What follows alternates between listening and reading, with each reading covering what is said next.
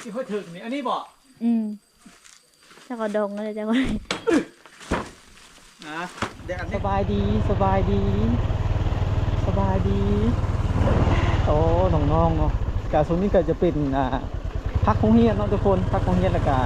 สลายกับแบบเฮ็ดให้เฮ็ดนาเนาะก็แล้วเมื่อแล้วทุกคนเลยโอ้แต่ฟูบ้าวันนั้นนี่เนาะแถวนี้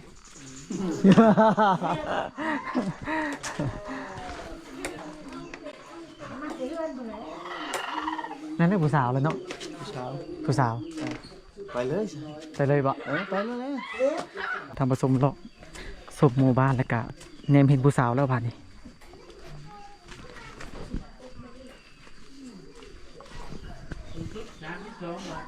สบายได้สบายดีแล้วให้แล้วหน้าแล้ววันนี้เนาะได้ผู้สาวเอาผัวแล้วบ่นี่ยังโสดอยู่เนาะผู้สาวก็นอนบ้านนี่นอนฟังเพลงเจ้ามาเฉยๆมาคู่บอกเขาได้บอกมันกับบอกกับพบเดี๋ยวแรกคันได้บอกล่ะผู้สาวแล้วพูดล่ะพบแล้วผู้สาวมันพูดดำหน้านะบ่มาพี่บักจิมมี่โทรศัพท์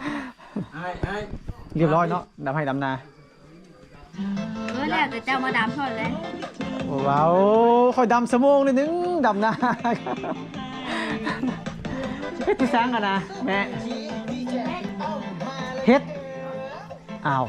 เฮ็ดที่สังปวกจะเห็ดเหล่าก็แม่เฮ็ดปวก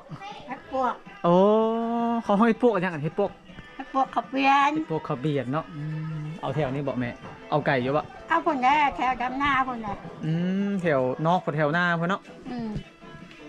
ว่าแต่มันงามเลยสักคนเลย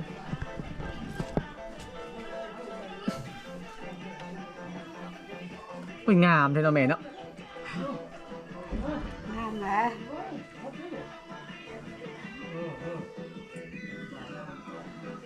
เฮ็ดนี่กาเป็นยามแล้วจึงออกเนาะ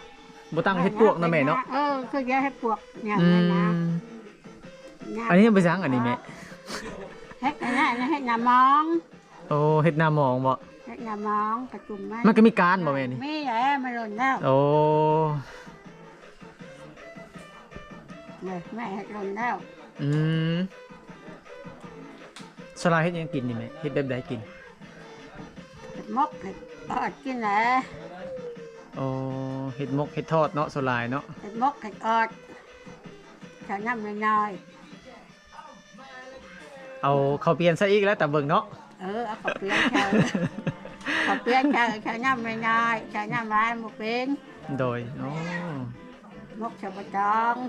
แม่เราอยู่เฮือนได้เลยบ่แม่กะแม่นะแม่เท่าของผู้นั้นบ่หรือว่าแม่เลยบ่แม่เลยแม่เลยบ่มาวันนั้นก็บ่เห็นเนาะเหมือนนั้นเนาะบ่เห็นได้โลกาอยู่จ้ะโอ้โลกาเนาะ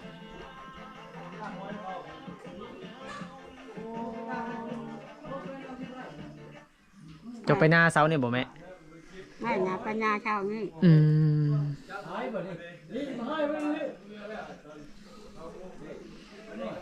แล้วเนาะบัดนี้เนาะให้นากะแล้วสบายดีทุกคนเนาะตอนนี้เราไปเบิ้งผู้สาวเอาตองกล้วยทุกคนไปเบิ้งผู้สาวรักตองกล้วยผู้สาวสิรักตองกล้วย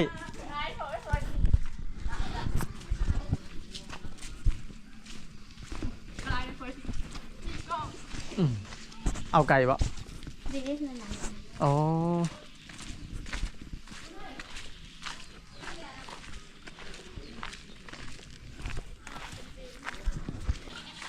เขาไปตองแม่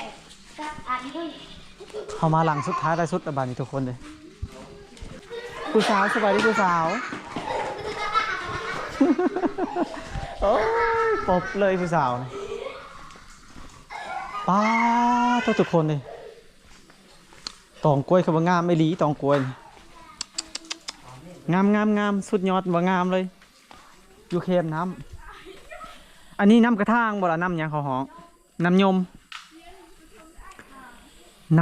ทุกคนเลยน้ำแดงเนาะโซนกะเป็นช่วงฤดูน้ำผลเนาะทุกคนมาเบิ่งผู้สาวเอาตองกล้วย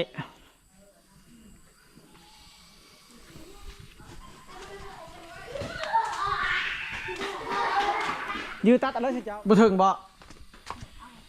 มาไอ้สิตัดให้มา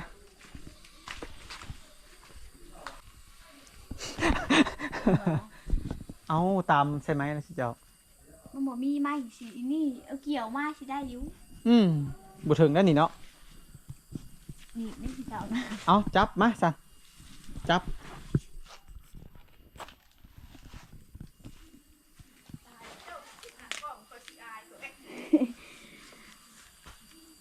นี่ได้จ้ะอันนี้บ่เป็นนะนี่เนาะมันซอสเนาะ ตัวนี้เจ้าบ่เทิงอ่ะตัวนี้ อันนี้บ่บ่เถอะอันนี้นี่อันนี้บ่มันบ่งามอ่ะนี่ตัวนี้บ่ โอ้มันแก่ตัวเลยก็ได้แล้วมันแก่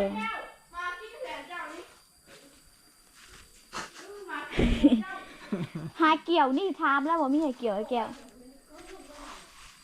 เหมือนทุกคนที่ได้มาเลยเนาะ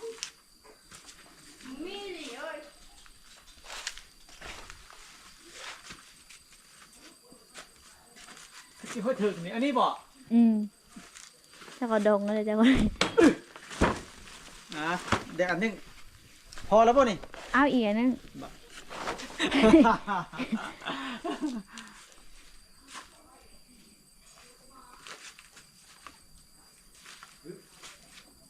มันซอสเป็น โอ้เอาน้ำไปเลยกะ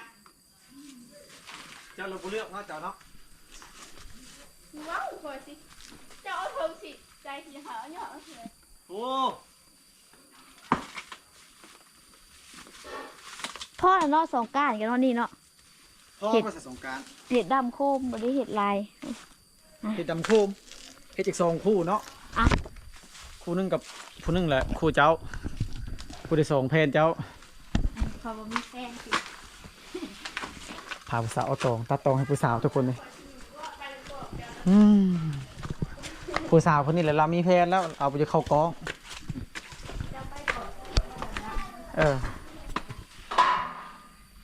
โอ้งามไปเลยทุกคนเนาะปลูกเค็มน้ำยม